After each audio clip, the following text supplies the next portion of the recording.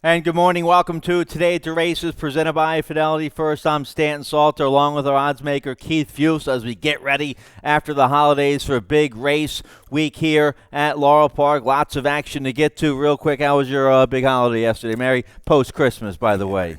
Post-Christmas to you, Stan. Yeah, it was good. Everything was really, really nice. Ate a lot. Right. Lots of good food, some good company. Got to see some people I haven't seen in a while. So right. Yeah, everything went well. And you had a little maybe extra Christmas money, or some of your fans did at least. You gave out the winning Pick 4 ticket on Sunday. Yeah. So okay. Nice little Merry Christmas to the fans. We've been seeing the ball okay, Stan, the last couple months, all of us. And hopefully the fans are following along. And as I always tell them, when you're looking down at those top four numbers, our selections, it's not like it's etched in stone, top pick and everything.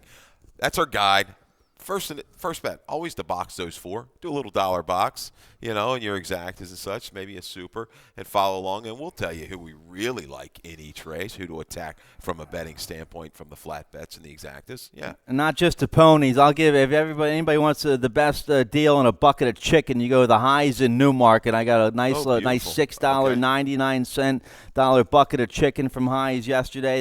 Instead of giving me the breast, they gave me some extra legs and some extra pieces on top of that, and they gave me a free cup of coffee. So I had a good Christmas. They were in the Christmas spirit. You know who'll like that? Highs in Newmarket. Hawkey up in the press box. Right. He's not working with us anymore, but man, bucket of chicken and a 2-liter of Mountain Dew. That was his staple. That was his diet, and he's still rolling somehow, some way. Good stuff. So chicken deals and winners, that's what we're going to try to give you on the show. Nice carryover today in our 20-cent Rainbow Pick 6. There it is, a little over 3,300. That's going to start race 4 on the 9-race program. Tim Tulloch, he'll have a ticket for that. Tomorrow, Friday, is Stronach 5-day. It starts right here at Laurel Park, 3:52 Eastern Time. Laurel Park Race 8 will kick off the Stronach 5 with that popular, it's a popular national wager because we have that $100,000 guaranteed pool. Paid $33,000 last Friday, so we'll start at Laurel Park Race 8, then Leg B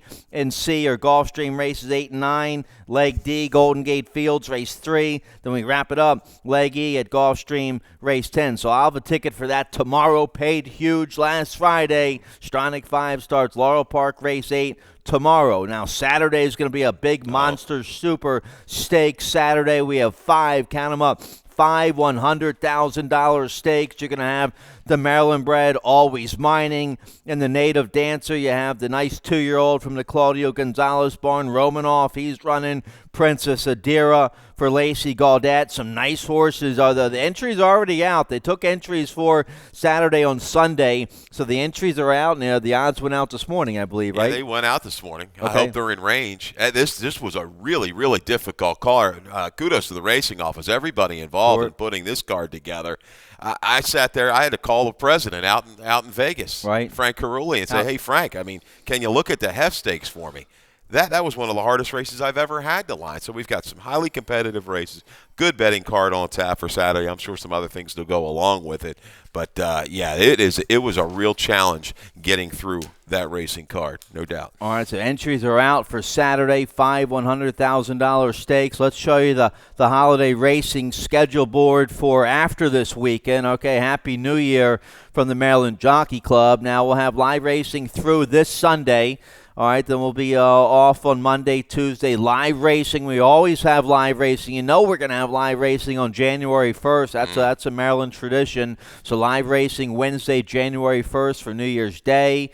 And then we're dark that Thursday. Okay, then we'll pick it up Friday, January 3rd through that Sunday. So, simulcast only on Thursday, January 2nd. Back to 4 days a week in the new year, and right? That's January, right. February. Yep, January, February, 4 days a week of live racing. So that's the holiday schedule board. Let's get right to it here. Show you a picture of the main track. There it is. Beautiful weather today. We'll have a nice fair playing fast racetrack. What are we in the 40s? Okay, there you go. 47, partly cloudy. Main track is fast. First race, 12:25. Let's get right to it here. Race 1's going to kick off the rolling super high 5 with that low 15% takeout. We have it every race with 7 or more horses, so keep your eye on the rolling super high 5 throughout the day. Also, we kick off the popular early pick 5. Let's see if we can get rolling here for the pick 5s. I gave out a winning pick 5 ticket last week, and you gave out a winning pick 4 ticket. Let's keep it rolling here for the holidays. Mandatory payout on this early pick 5 with that industry low 12% takeout. Let's check out my ticket real quick. $36 play. I do have a single here on the early pick 5 in race 5. Okay. Race 1, I go 4 deep. I used a 5, 6, 7, 8. Maybe I can get a little price home with the 5 Lady Fox at 9-2. First time in the Gary Cap barn. I go 3, 4, 6 in race 2. The 3 Calypso Ghost for a second off the claim for Claudio, 9-2. Okay. And then I used a 3, 5, 6 there in race 3. That's a nice race for 2-year-olds. Nice starter allowance going a mile for 2-year-olds in race 3. I go with the 3, 5, 6 in the third. Then 6, 7 in race 4. My single is going to come race 5. Nice nickel starter for Philly Mares going a mile. The 8 Sweet Home Dixie looking for 4 in a row. Trevor McCarthy rides Done Talking Philly for Hammy Smith. Right. So I key on the 8 Sweet Home Dixie. Going to have to beat the favorite in there, Fiduciary Values, who she beat in a race a couple starts ago. So I like the 8 Sweet Home Dixie there in race 5. And even if you made it and you added that other horse, $72, grab a friend, it's well within range. It's going to pay that much. I mean, sure. Yeah, you get down to that last race, you might be thinking, boy, I'd like to have Claudio as well, but we like to keep him, tickets kind of respectable within range for you guys. But, yeah, I like that. I like that little ticket. There's one other horse we'll talk about later that I thought we may want to include. But let's get rolling on the first, Dan. A little maiden. These are 2-year-olds, right? The fillies. Maiden claiming 40,000. 2-year-old fillies going 6 furlong, scratch to 4. Good tempered. I end up on the 6 Quiet Imagination. You like the 6 as well. We have a video spotlight of this fillies race 2 starts ago, November 3rd against Maiden 40. Here she is, good-looking filly by Imagining. Yeah, just caught on a little bit of a precarious spot leaving the 5/16 pole.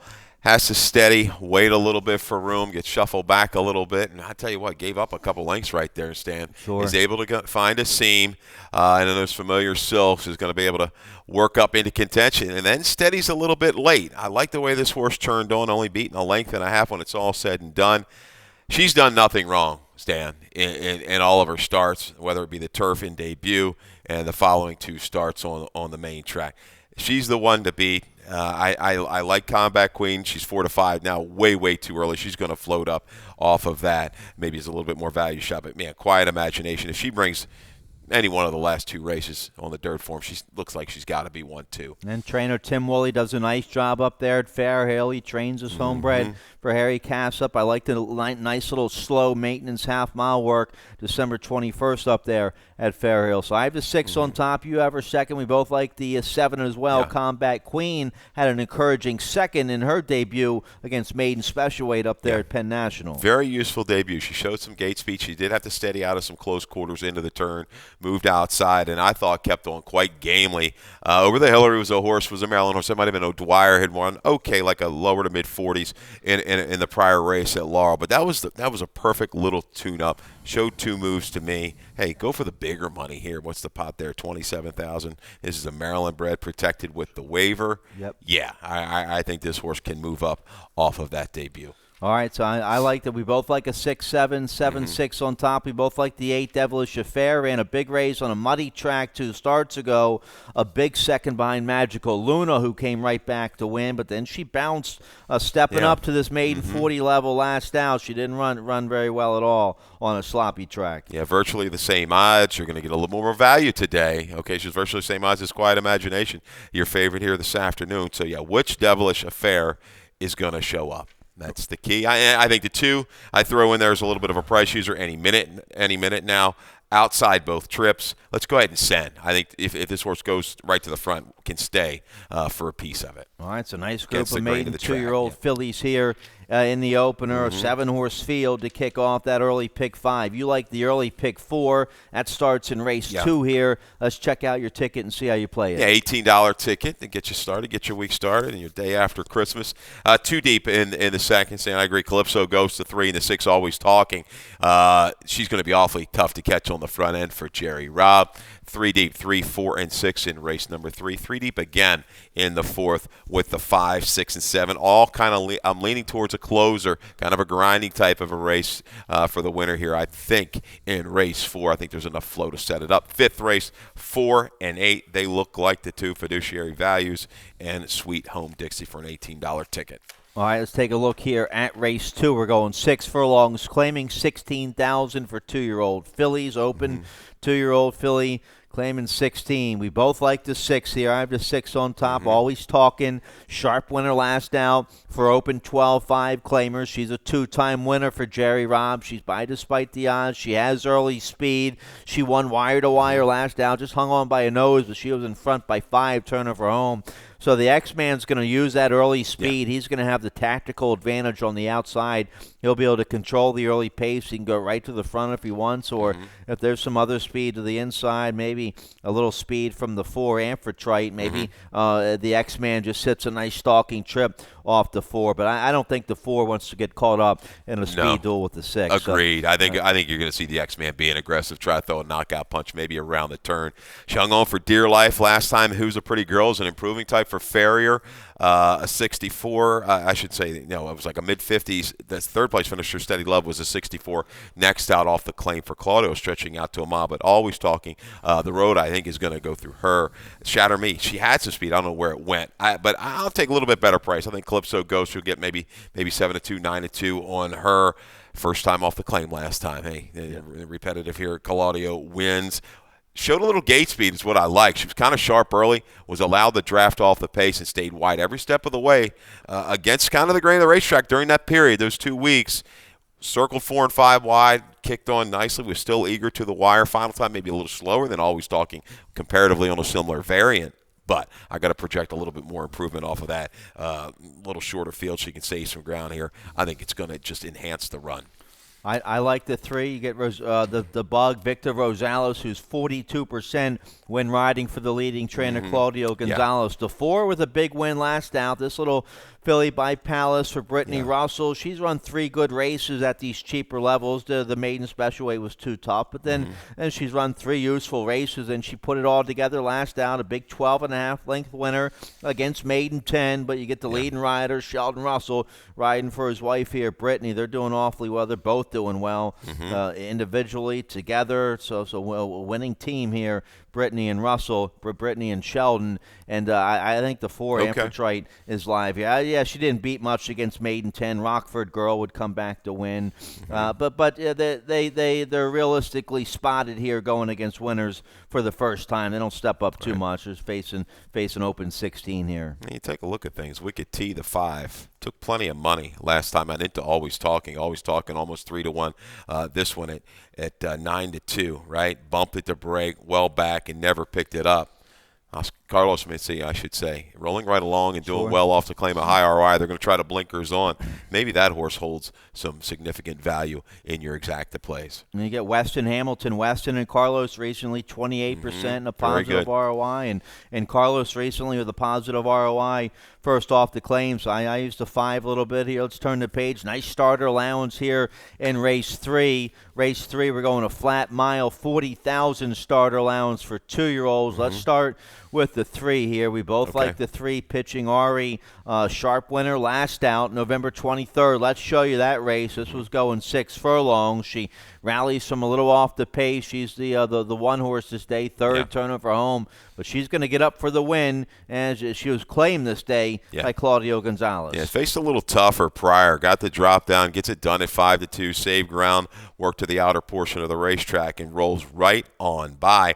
4 route winning sibs, I should say. Okay, so distance should not be a problem moving forward. Certainly, you're going to project a little improvement off the claim for Claudio Gonzalez. I think out to a mile should be fine. The flow should be okay. Maybe the other Claudio goes to the front. Yeah, and there's your stat. How about this? Last 2 years, Stan, thank you. 4 for 11 is Claudio, and 6 for 11 off the claim. right, with the 2-year-olds with an ROI of 241. It doesn't matter, you know. It's just that's one thing. Maybe when he first kind of come around, then 2-year-olds not a whole lot. He's learned to kind of work with anything. It doesn't really matter. I'm going to throw the 4 on top, running for home, shipping in here for JT Service. Key here, reported gelding last time out. So the second time gelding, this horse galloped and really didn't have to really do any running till about the top of the stretch when the horse got set down. The light bulb went on, the blinkers went on last time. I think running for home, maybe a little bit of a step up here. But this horse went off 6-1 to some good horses. Hockey puck we're going to see in the stake on Saturday. Might be worth a good close look here. 3 or 4, 4-3 for me in race number 3. All right, I have the 5 on top here. The 5 this is going to be one of the favorites, but trying a mile for the first time. Shanghai is school. Shanghai is cool for trainer Demetrio Sinefrius.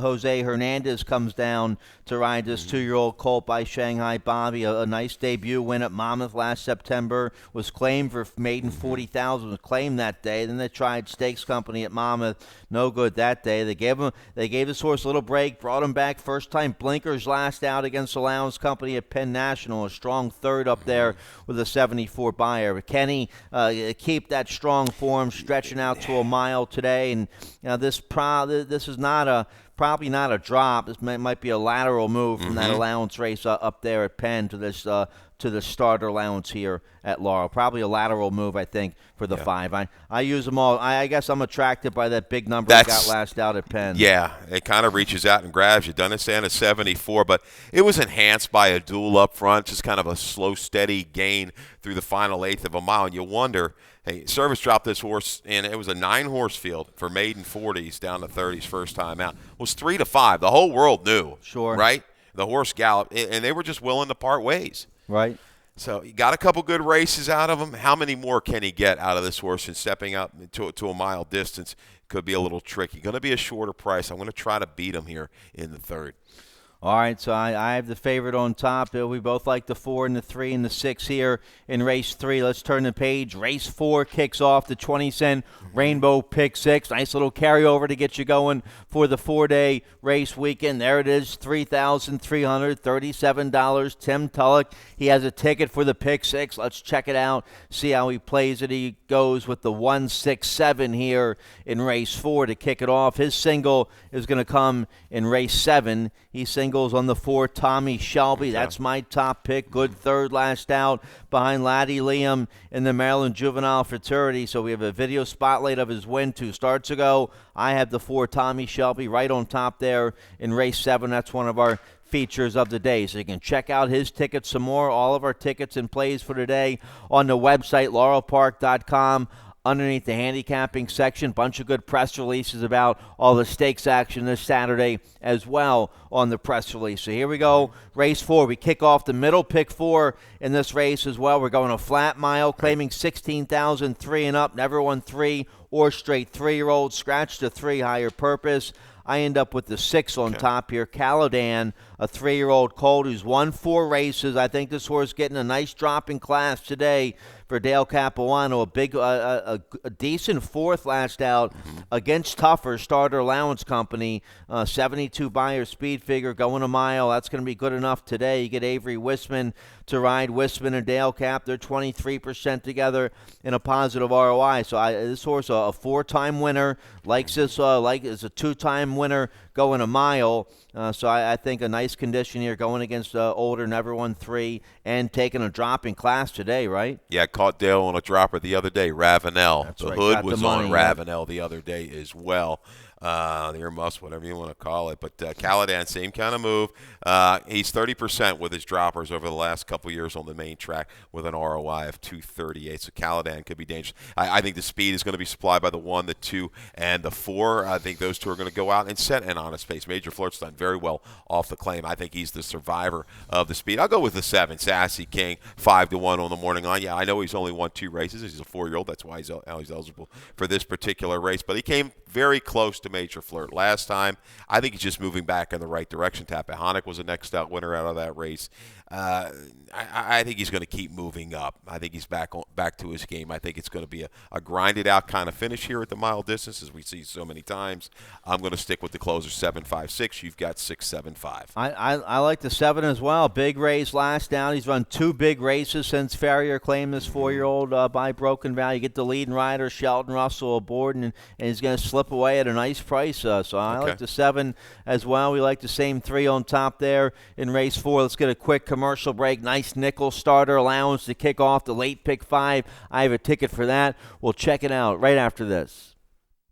The best bets at Laurel Park are the pick 5s, and we have 2 of them. The early pick 5 starts in race 1 and is a mandatory payout. The late pick 5 is the last 5 races of the day and has carryover potential. Both pick 5s at Laurel Park have an industry low 12% takeout. The pick 5s at Laurel Park, your best bet.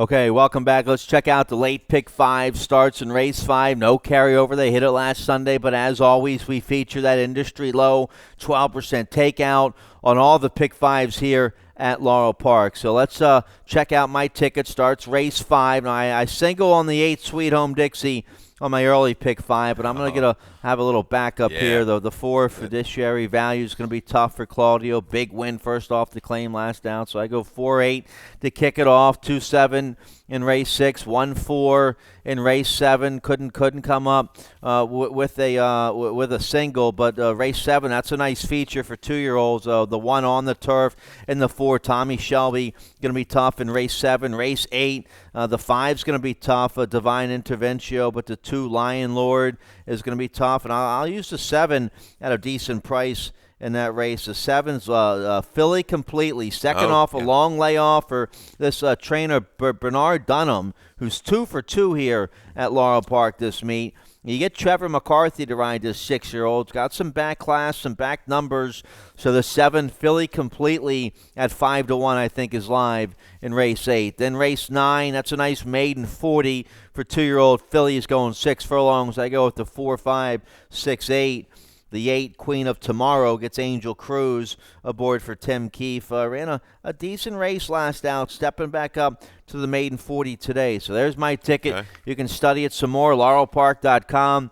Underneath the handicapping section. Race 5 is one of our features of the day. A $5,000 starter allowance for filly and mares going a flat mile. Let's start with the 8, my top pick. Do you have the 8 on top as well? Yes, you do. We both have Sweet Home Dixie on top, a 3-year-old filly by Duntalk and a South Carolina bred for Gory Smith. That's Hammy's brother.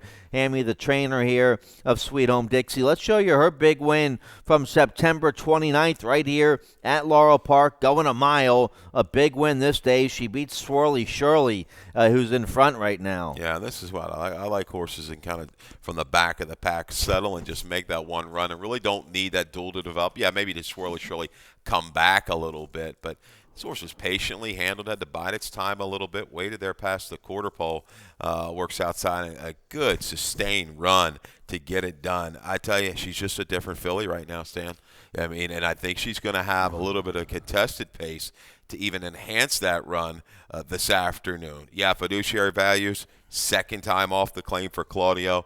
Yeah, she's tactical, and she may be able to kind of kick away and open up a nut. But I tell you one thing, Sweet Home Dixie, she's dead determined through her last couple races, and I think she's going to be determined again and bring her a good run. All right, so after this big win here, when she ran down Swirly Shirley, who would come right back to win, after that, Sweet Home Dixie would come back to beat Fiduciary Values on October 20th right here at Laurel Park, and then a big win last out, beat Firth, who would come back to win. So this filly, she's a 4-time winner here at Laurel Park. She likes this 1-mile distance. She gets Trevor McCarthy. It's a tight jockeys race with, 2 weeks ago for the big fall meet. You have Sheldon Russell, Trevor McCarthy, and Alex Cintron all knocking heads atop the jockey standing. So I think McCarthy's live here on the 8. Now the 4 is going to be the favorite here for Claudio. 4-year-old daughter of First Samurai ran a monster number first off the claim for Claudio. Well, she won big when Claudio claimed her for a nickel. She won by 9.5 that day and stepped up the first level allowance company and crushed them by 3 1/4 with almost a lifetime best number, 73. Yeah, I mean, is she No, horse needs lead. No, she really doesn't. I think hashtag selfie, Swirly Shirley, we know what they like to do. They want to stay kind of close to the front end. So, yes, you're in a really strong third quarter last time out, and that might be just a perfect move for her again against this group to open up enough daylight. As we say, Sweet Home Dixie beat Fiduciary Values pre-Claudio. Can she beat her now with Claudio? Yeah, that's the key. So 4-8-8-4. And the 6 had a big sharp win last out. Bring Me Answers had a nice win against Nickel Starter up at Penn. This race a little tougher today, but Bring Me Answers, a 4-time winner at Laurel Park. 5-year-old daughter of Mine Shafts, made almost $200,000. Ricky Silliman, he had that big win, that big first-time starter win last weekend. So. Yeah. The barn's doing well. They're very capable. They get a capable jock here, Kevin Gomez. This would be a nice. This would be a big 4-1 upset because the 4 and the 8 are going to take all the money in this race. She has races on her page that will get it done. Yep. So those top two, they kind of falter a little bit. She can be sitting there, and she's going to get the right kind of trip. She's another one. She doesn't have a big burst, but she can just keep coming and get grinding at you enough to get it done. And she's coming off a big win. Her confidence is high right now. Yep. All right. So nice field here for 5,000 filly and mare starter allowance going a mile. Let's turn the page here. Race 6 to kick off the late pick 4. We're going 6 furlongs, claiming 5,000 filly and mares 3 and up. Wide open nickel here. The 7 Joy. There's nothing that really jumps off the page here. The 2 Shecor. Shecor is going to be one of the favorites for Kenny Cox, but her last few races, they've just been okay. But how about the 7 Joyful Noise? Had a nice win last out. Now, that was against 5,000 A in 6 months, never won 4. This is a tougher open nickel today, but Joyful Noise, a nice win just a little over a month ago.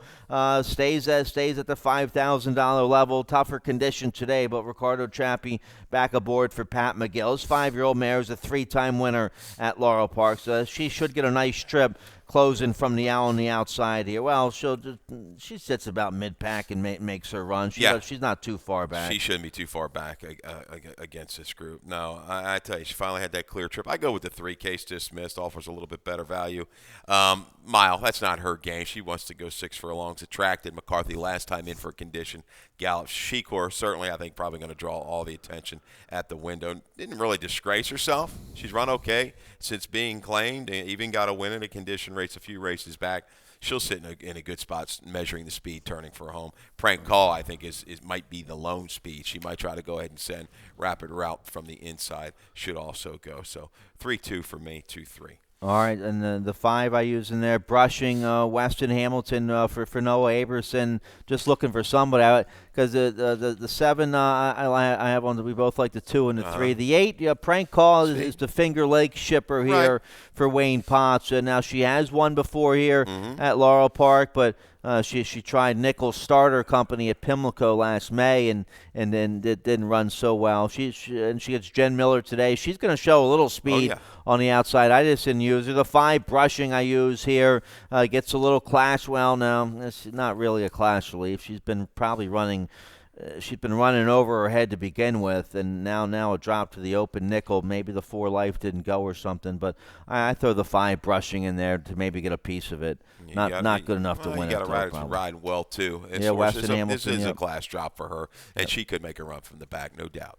All right, let's turn the page here. Race 7's one of our features of the day. A nice 40,000 starter allowance for 2-year-olds, going 6 furlongs, scratch to 2.